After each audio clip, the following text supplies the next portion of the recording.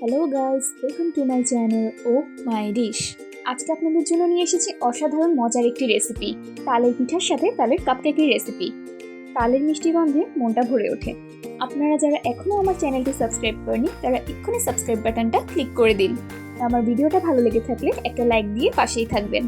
তাহলে চলুন আর দেরি কিসের, চটজলদি সম্পূর্ণ তালের পিঠা আর কাপকেকের রেসিপিটা দেখে নিই। তালের পিঠা আর কাপকেক বানাবো, সেখানে তাল তো সবার আগে লাগবেই। তাই প্রথমে একটা তাল নিয়ে নিলাম। এবার তালটাকে সম্পূর্ণ হাত দিয়ে ভালো করে ছাড়িয়ে নিচ্ছি। ভিডিওতে দেখানো পদ্ধতি অনুযায়ী আপনারা সবাই এভাবেই তালটাকে ছিলে নেবেন। তাল দিয়ে কিন্তু অনেক রকমের হালুয়া, মিষ্টি, পিঠা বানানো হয়ে থাকে। আর তালে তো প্রচুর পরিমাণে ভিটামিন, ক্যালসিয়াম, আয়রন, অ্যান্টিঅক্সিডেন্ট আছেই। তালের সিজনে প্রত্যেকের ঘরে হয়ে ওঠে বিভিন্ন রকমের আইটেম। তালের মিষ্টি ঘ্রাণে সবকিছু আশেপাশে ঘুরঘুর করতে থাকে। এভাবেই কথা বলতে বলতে তালগুলো ছাড়ানো প্রায় হয়ে গিয়েছে। এবার আমি একটি পাত্রে ছিলে রাখা তালগুলোকে নিয়ে নিয়েছি। এর উপর সামান্য অল্প অল্প করে পানি দিলাম। হাত দিয়ে ভালো করে চটকে তালের শাঁসগুলো বের করে নিচ্ছি।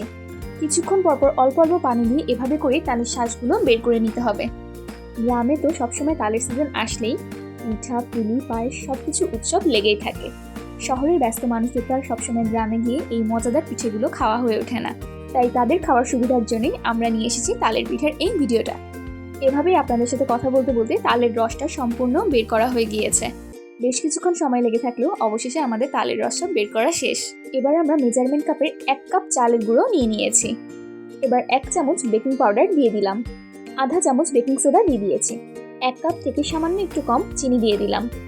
এবার নর্মাল টেম্পারেচারে রাখা একটা ডিম ভেঙে দিয়ে দিলাম। সবকিছু একসাথে ভালো করে মিক্স করে দিচ্ছি। তালের পিঠের জন্য ব্যাটারটা একদম পারফেক্ট হওয়া খুব জরুরি। মিষ্টিটা আপনাদের যতটুকু পছন্দ সেই অনুযায়ী দেবেন।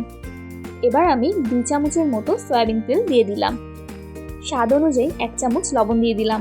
সম্পূর্ণ ব্যাটারটাকে আবার ভালো করে মিক্স করে দিচ্ছি। ব্যাটারটাকে খুব ভালো করে নাড়তে হবে যাতে পিঠাটা একদম সফট হয়। তালের পিঠার ব্যাটারের সর্বশেষ উপাদান 1/2 কাপ গরুর দুধ দিয়ে দিয়েছি। দুধটা দিয়ে ভালো করে ব্যাটারটা মিক্স করে নিচ্ছি। ব্যাটারটা মিক্স করা হয়ে গেলেই এবার আমরা রেস্টে রাখতে দিয়ে দেব। 10 মিনিট ঢাকনা দিয়ে ঢেকে রাখবো। এবার পিঠাটা স্টিম হতে দেওয়ার জন্য চুলোয় পানি দিয়ে দিলাম। পানিটা দেওয়া শেষ হয়ে গেলে ঢাকনা দিয়ে ঢেকে রেখে দেবো যাতে পানিটা একদম টকবক করে ফুটে ওঠে। 10 মিনিট হয়ে গিয়েছে। এবার আমরা ঢাকনাটা খুলে ব্যাটারটা আবার ভালো করে হাত দিয়ে নেড়ে চেড়ে দিয়েছি। তালের পিঠা বা কেকের জন্য একটু তেল দিয়ে দিলাম।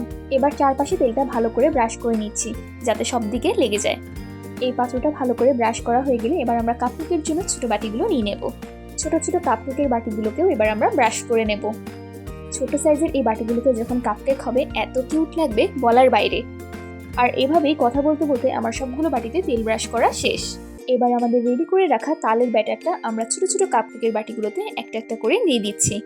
আজকে এই তালের পিঠা বা কেকগুলোর জন্য আমি খুবই এক্সাইটেড। কখন যে বানানো শেষ হবে। এবার আমি স্টিম করার পাত্রটাতে একটা একটা করে কাপকেকগুলো দিয়ে দিচ্ছি। এবার বড় পাত্রটাতেও আমি তালের ব্যাটার সবগুলো দিয়ে দিয়েছি। সবগুলো সুন্দর মতো দেওয়া হয়ে গেলে এবার ডেকোরেশনের জন্য আমি একটু নারকেল কুচি করে রেখে দিয়েছিলাম। এই নারকেলগুলোই এখন উপর দিয়ে ছড়িয়ে দেব। যখন তালের পিঠা বা কেকটা সম্পূর্ণ হয়ে যাবে খুব সুন্দর ফ্লেভারের সাথে দেখতেও ভালো দেখাবে। তালের পিঠা বা কেকের উপর নারকেল দিয়ে ডেকোরেশন করা অলমোস্ট শেষ। এবার তালের পিঠাগুলো স্টিম হওয়ার জন্য রেডি। এবার ঢাকনা খুলে দেখি টকবক করে গরম পানি ফুটে উঠেছে। স্টিম হওয়ার জন্য কেকগুলো বসিয়ে দিলাম। এবার 30 মিনিটের জন্য ঢাকনা দিয়ে ঢেকে রেখে দেবো যাতে পারফেক্টভাবে পিঠেগুলো সব হয়ে যায়। 30 মিনিট পর ঢাকনা খুলে দেখি পিঠেটা সম্পূর্ণ ফুলে উঠেছে আর খুব পারফেক্ট স্মেল আসছে। এবার একটা টুথপিক তালের পিঠের মধ্যে ঢুকিয়ে দেখলাম তার গায়ে একটুও লেগে নেই, মানে আমাদের সম্পূর্ণ পিঠে হয়ে গিয়েছে।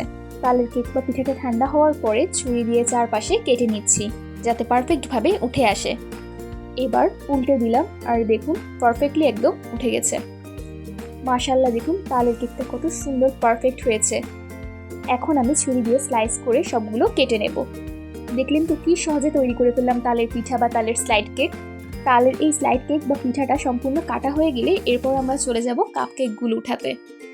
মাশাআল্লাহ, কি সুন্দর ছোট ছোট কাপকেকগুলো হয়ে গেছে। এবার আমরা উঠিয়ে নিলাম। আপনারা এবার আপনাদের পরিবারের সদস্যদের জন্য মজাদার তালের পিঠা বানিয়ে তৈরি করে ফেলতে পারেন। আর ছোট সদস্যদের জন্য তো কাপকেক আছেই। আপনাদের যদি আমার আজকের ভিডিওটা সম্পূর্ণ ভালো লেগে থাকে তাহলে একটা লাইক দেবেন, আর যারা এখনও আমার চ্যানেলটি সাবস্ক্রাইব করেনি তারা এক্ষুনি সাবস্ক্রাইব বাটনটা ক্লিক করে দেবেন। সবাই ভালো থাকবেন, সুস্থ থাকবেন আর ও মাই ডিশের সাথেই থাকবেন। আল্লাহ হাফেজ।